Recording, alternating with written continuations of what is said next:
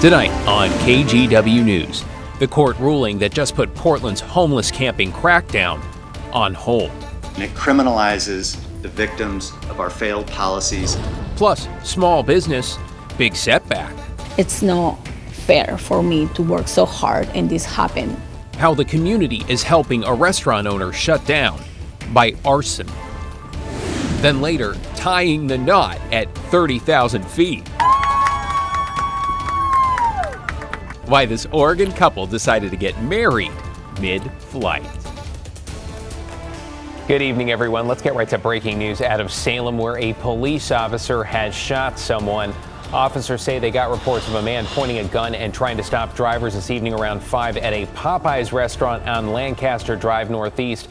Authorities found the suspect just a few blocks away. They say he pointed what appeared to be a gun at an officer who was still in his car. That officer fired his weapon, hitting and wounding the suspect. That suspect is now in the hospital and is expected to survive. Nobody else was hurt. Oregon State Police are now taking over that investigation. Well, tonight in our homeless crisis, we are following a significant development in Portland's daytime camping ban and a late afternoon decision from a judge that essentially ties the hands of the city when it comes to enforcement. That order from a Multnomah County judge pushes pause until a class action lawsuit filed on behalf of homeless people can make its way through the courts. Portland City Council approved this ordinance back in June. It would prohibit camping on public property from 8 in the morning till 8 at night, and enforcement with warnings, fines, and potentially jail time was scheduled to start on Monday. Today in court, lawyers from the Oregon Law Center argued the ban is vague, and many homeless people aren't sure what the city considers a campsite. The city falsely claims that this does not regulate sitting, lying, sleeping. It regulates all of that and more. Well, meanwhile, lawyers from Portland say the city has the right to decide what public land can be used for camping, and they argue the ordinance is not a broad ban. It does not stop, as they said, there are people from standing, lying down, or sleeping in public places. A campsite exists when people have set up their belongings as a place to live versus packed up their belongings in a way that they can be moved. All right, bottom line, the court's decision essentially leaves the status quo in place until the lawsuit, which argues the ban violates the state constitution, can be heard. There is no timeline for that. Now, reacting to the ruling, Mayor Ted Wheeler said he believes the status quo is not working. In a statement, he added in part, quote, "The court's decision today makes the city's work harder." Developing tonight, police have arrested several people for vandalism during a protest in downtown Portland. The pictures here show damaged windows and walls at the World Trade Center building.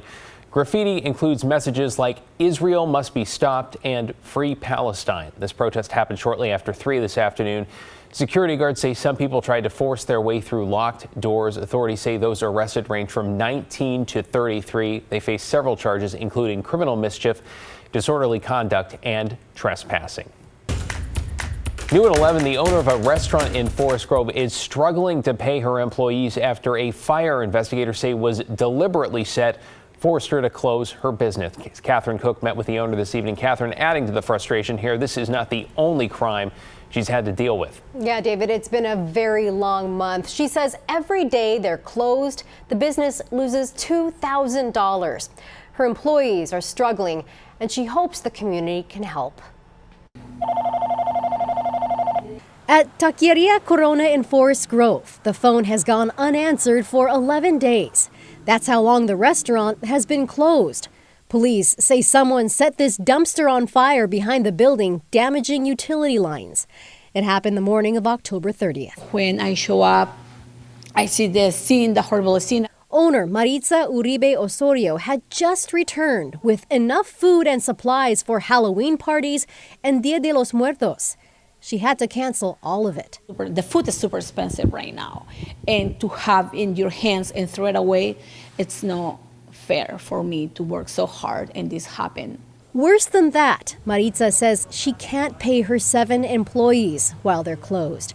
That includes Diana Gutierrez. Hay que pagar, hay que comprar comida, hay que comprar, yo tengo una bebé. Diana says she has rent and bills to pay, and she's pregnant. De 6 años y estoy embarazada. Entonces, Gracias.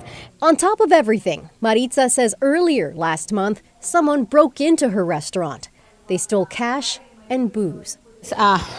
Yes, it's been crazy. Maritza says a friend started this GoFundMe to help her and her employees. She's thankful for the support she's already received and for her customers when they return. She hopes to reopen next week after crews repair their gas line. I cook for you, I want you to be like in your house here. Forest Grove police have a suspect in custody for the arson. We've posted a link to the restaurant's GoFundMe on our website, kgw.com. David. Yeah, let us hope she can get back to doing what she loves, and soon. Thank you, Catherine. In North Portland, a fire at an apartment building gutted one unit and caused smoke and water damage to others. The flames broke out this morning at the Unthanked Plaza Apartments on North Williams. Video shows firefighters climbing a ladder to the burning apartment, the window already blown out by the heat. And while some worked to fight those flames, others helped get residents out. It woke me up. I heard the alarm going off, so I went out the emergency exit down here. And that's Kim's apartment, and she had a heated blanket that went off that caught on fire. All right, you heard a little bit about a potential cause there. One person was taken to the hospital for smoke inhalation, but no one was seriously injured. In total, some 26 units were affected, though the fire itself was contained to one. The Red Cross Cascades is now helping those who have been displaced. Let's get you caught up on tonight's other headlines. Salem police have arrested a man accused of stabbing a woman and an animal on the outskirts of Salem. This led to a 4-hour search last night off Viewcrest Road. Police say the 32-year-old woman who was hurt is in the hospital now in stable condition. The suspect is also being treated in the hospital, though it is not clear how he was hurt or how the animal is doing. We are one step closer to a new Burnside Bridge with the selection of contractors who will work on it. It's been in the works since 2016 after the county found that no downtown bridges, not including the Fremont or Markham, would survive a major earthquake. The project has already passed an environmental review, and then next month, the design phase begins. Construction could start in 2025 with a projected cost as high as $895 million. And the Clark County Sheriff's Office is now deploying body cameras. 32 deputies have already started using them this week with a goal to have nearly all of them equipped with the cameras by the end of the year. The Sheriff's Office is also training deputies to use new tasers and vehicle-mounted cameras. They hope to implement that new tech by the spring. Tonight, the Portland Public School District is setting the goal of getting tens of thousands of students back to class by Monday, though depending on your perspective here, some might consider that a little bit ambitious. Alma McCarty has the latest on negotiations. Since the beginning of the strike, the Portland Association of Teachers has stressed that their demands and their actions have been focused on student success. The teachers' support is foundational to the support of the students. All right, we all want to go back to school. Thursday afternoon, dozens from elementary to high school showed up outside the mediation location to back their teachers. Because we want to support our teachers. They really do deserve all of what they're asking for. I've always been a huge supporter of our teachers. I think what the district is doing to them is plain wrong. Teachers are such a large part of your education. So it's really important that our teachers get the classrooms and the pay that they need in order to teach us well. Whose schools? High schoolers across the district telling me they're out here because they've seen firsthand what educators face daily. They're pushing PPS to work swiftly with the union and reach a deal. One with wage increases for cost of living, with smaller classes, and with more planning time. Just listen to what the teachers have to say, because I don't feel like none of this is really an unreasonable request. It's important not only to the teachers but to the students, and that they have that responsibility is theirs. Despite their attendance at Thursday's rally, they'd rather be in schools. I mean, I already know that there are some classes where we're having to study on our own just simply to stay on track for where we are, because teachers can't teach, so we have to find other methods to do it. Absolutely, I'm worried about catching up back in the classroom. You know, it's inevitable in a strike, but I think the strike is extremely well managed. District officials writing they'll continue to meet in person Friday, Saturday, and Sunday, and remain eager that we can reopen our schools to students on Monday. Alma McCarty reporting there. This evening, we also learned that lawyers representing the district plan to file an unfair labor practices charge against the PAT for what they are calling unacceptable conduct, including where they have held some pickets and rallies. We have reached out to the union for a response. Also, by the way, since tomorrow is the Veterans Day holiday observed, the earliest kids could actually go back to school, yes, would be Monday.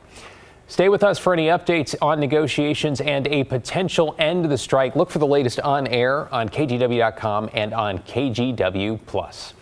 You are watching KGW News straight ahead at 11 on this Thursday. It was a project some hope would represent a new era in energy. My plans to put this Oregon-designed nuclear reactor into practice just fell apart.